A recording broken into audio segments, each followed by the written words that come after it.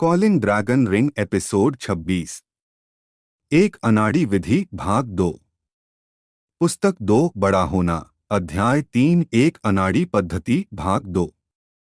लिनली तुरंत दौड़ी और एक हाथ से खरगोश को गले से पकड़ लिया। दरार। खरगोश पहले पीड़ा में संघर्ष कर रहा था, 2 बार हिल गया, फिर शांत हो गया। आधे साल पहले उन 2 लड़ाइयों को देखने के बाद से लिली की रगों में ड्रैगन ब्लड की खून की प्यासी प्रकृति पूरे प्रभाव में थी। मैं प्रथम श्रेणी का योद्धा और प्रथम श्रेणी का जादूगर दोनों हूँ, लेकिन आक्रमण शक्ति के मामले में मेरा जादू अधिक मजबूत है। जंगली खरगोश को पकड़कर लिनली हंसने और आहें भरने के अलावा कुछ नहीं कर सकी। मैगी को 9 रैंकों में विभाजित किया गया था और पहली रैंक का मेजस बनना आसान था, लेकिन बाद में यह बहुत कठिन हो जाएगा और प्रत्येक नई रैंक हासिल करने में अधिक समय लगेगा। 7वीं या 8वीं रैंक के कई शक्तिशाली जादूगर सैकड़ों साल बिताएंगे और फिर भी उच्च रैंक हासिल करना मुश्किल होगा। लेकिन पहली रैंक के लिए किसी प्रतिभाशाली व्यक्ति के लिए आधा साल काफी होगा।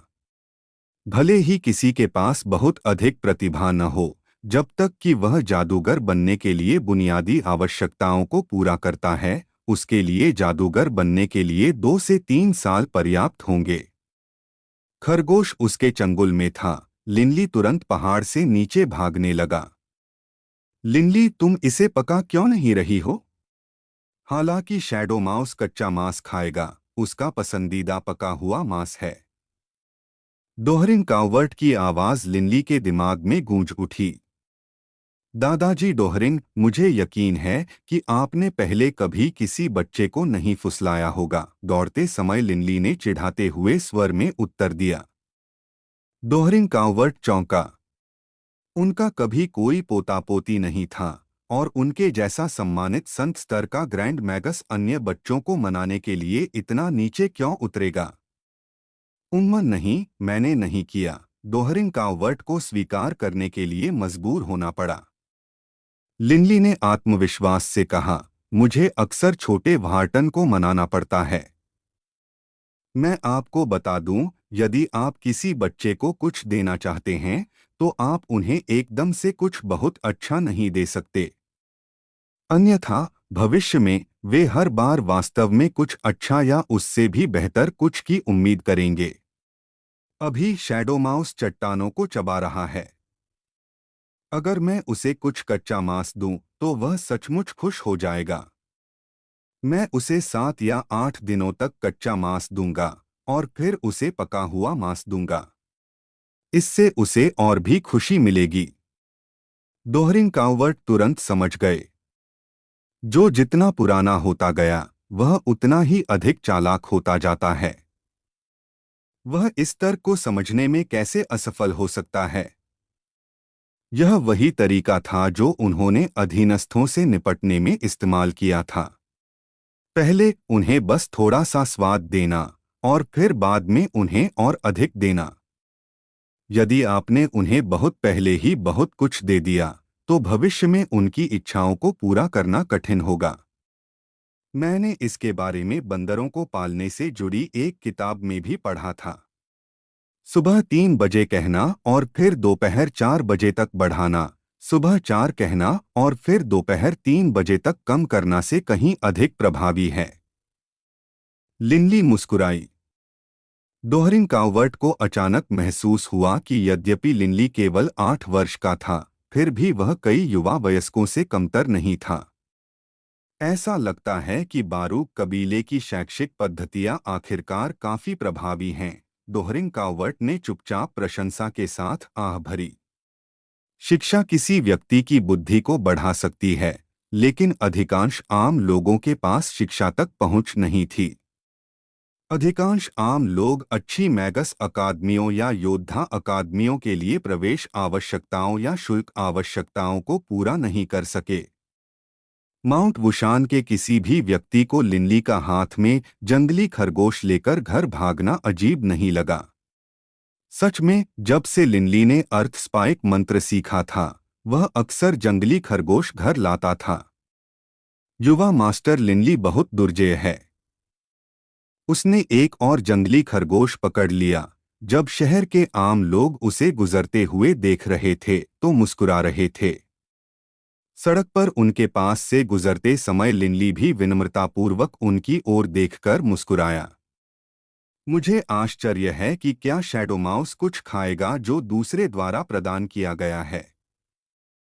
एक गहरी सांस लेते हुए लिनली अपने परिवार की जागीर में दाखिल हुआ और पीछे के आंगन में चला गया और एक समय में एक सावधानी पूर्वक कदम उठाते हुए उस स्थान के पास पहुंचा जहां शैडो माउस दिखाई दिया था। उसके कदमों की आवाज भी नहीं आ रही थी।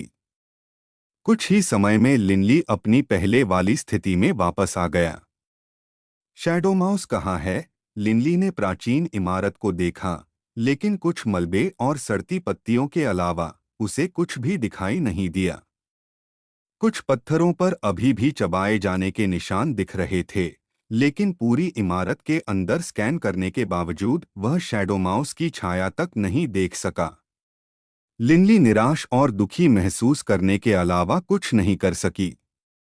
दादाजी डोहरिंग, शैडो माउस अब यहाँ नहीं है। बस 1 घंटा था। क्या यह पहले ही निकल गया? कॉइलिंग ड्रैगन रिंग से प्रकाश की एक किरण निकली और सफेद लबादे वाले दोहरिंग कावर्ट में बदल गई। दोहरिंग कावर्ट भी असमंजस में पड़ गए। ऐसा नहीं होना चाहिए। बस 1 घंटा था। क्या यह सचमुच पहले ही चला गया? अचानक क्रंच क्रंच, वह जानी पहचानी धीमी धीमी खड़खड़ाहट की आवाज एक बार फिर से सुनी जा सकती थी। लिनली की आंखें चमक उठीं और वह तुरंत मुड़ा और पास के एक प्राचीन प्रांगण की ओर चला गया। प्रवेश द्वार पर पहुंचकर उसने स्पष्ट रूप से काले शैडो माउस को बिना हिले डुले एक स्थान पर पत्थरों को चबाते हुए देखा। वह लगभग एक मूर्तिकार की तरह लग रहा था, क्योंकि उसने प्रत्येक चट्टान को आश्चर्यजनक विचित्र आकार में चबाया था। लिनली दरवाजे पर खड़ी थी। नल। लिनली ने जानबूझकर अपना पैर दरवाजे से टकराया और कुछ आवाज की। ईक। काला शैडो माउस तुरंत चला गया और पलक झपकते ही 10 मीटर से अधिक दूर दिखाई दिया। उसकी दो निर्दोष आंखें दरवाजे की ओर घूर रही थीं और उसने तुरंत लिनली को देखा। उसकी आंखें सावधानी से भरी थीं। यह आपके खाने के लिए है। लिनली शैडो माउस को देखकर मुस्कुराई, फिर जंगली खरगोश को दरवाजे के सामने फेंक दिया। शायद शैडो माउस मानव भाषण को समझ नहीं सका, लेकिन लिनली ने समझा कि एक बुद्धिमान जादुई जानवर को मुस्कुराहट का अर्थ समझने में सक्षम होना चाहिए।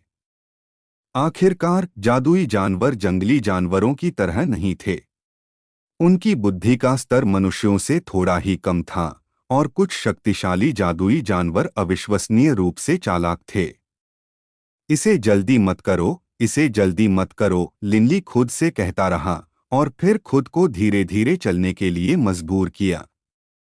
शैडो माउस ने लिनली को जाते हुए देखा और फिर जंगली खरगोश को देखा। वह केवल थोड़े समय के लिए विरोध करने में कामयाब रहा, फिर वह दरवाजे की ओर फ्लैश की तरह तेजी से भागा और अभी भी दूर स्थित लिनली को घूर रहा था। तभी उसकी नजर मरे हुए खरगोश पर पड़ी। शैडो माउस तुरंत प्रसन्न हो गया और इतना खुश हुआ कि वह इधर-उधर उछलने लगा। चीख चीख, शैडो माउस ने प्रसन्न ध्वनि निकालना शुरू कर दिया। और फिर उसने तुरंत जंगली खरगोश को खाना शुरू कर दिया। उसके तेज दांत अविश्वसनीय रूप से तेज गति से चबाते थे। हालांकि शैडो माउस का शरीर छोटा था, लेकिन यह जंगली खरगोश, जो शैडो माउस से शारीरिक रूप से बड़ा था, फर को छोड़कर पूरी तरह से शैडो माउस द्वारा निगल लिया गया था। यहाँ तक कि हड्डियों को भी नहीं बख्शा गया। बुगुरप, छोटे शैडो माउस ने डकार की आवाज निकाली और फिर बहुत ही मानवीय भाव से बेहद संतुष्ट होकर अपना पेट रगड़ा। पत्थरों की तुलना में कच्चा मांस स्पष्ट रूप से अधिक स्वादिष्ट व्यंजन था। अपना भोजन समाप्त करने के बाद शैडो माउस ने फिर से उस दिशा की ओर देखा जिस ओर लिनली गया था। शिशु शैडो माउस को तुरंत इस युवा साथी के लिए कुछ हद तक रिश्तेदारी महसूस हुई। आखिरकार वह अभी हाल ही में पैदा हुआ था, एक शिशु जादुई जानवर। शिशु शैडो माउस को भी थोड़ी प्रत्याशा महसूस हुई। क्या यह युवक भविष्य में किसी अन्य जंगली खरगोश के साथ वापस आएगा? उसी दिन रात के खाने से पहले। आश्चर्य है कि छोटे शैडो माउस ने इसे खाया या नहीं। लिली इस समय जागीर के पिछले आंगन में था और उस क्षेत्र की ओर चल दिया जहां उसने पहले जंगली खरगोश को फेंका था। लिनली, चिंता मत करो, वह तो बस एक जादुई जानवर का बच्चा है। यह हमेशा बहुत भूखा रहता है। डोहरिंग काउवर्ट की हंसी लिनली के दिमाग में गूंज उठी। लिनली ने थोड़ा सिर हिलाया। वह जल्दी से दरवाजे पर पहुंचा और उसने देखा कि दरवाजे पर खून से सना हुआ कुछ खरगोश का फर बिखरा हुआ था, लेकिन खरगोश का मांस और हड्डियां सब खत्म हो गए थे। यह देखकर लिनली की आंखों में तुरंत चमक आ गई। आश्चर्यजनक, लिनली ने मुट्ठी भींच ली। पहला कदम सफल रहा। एकमात्र काम जो करना बाकी था वह था दृढ़ रहना। अगली दोपहर लिनली ने एक और जंगली खरगोश के साथ साथ एक जंगली मुर्गे को भी मार डाला।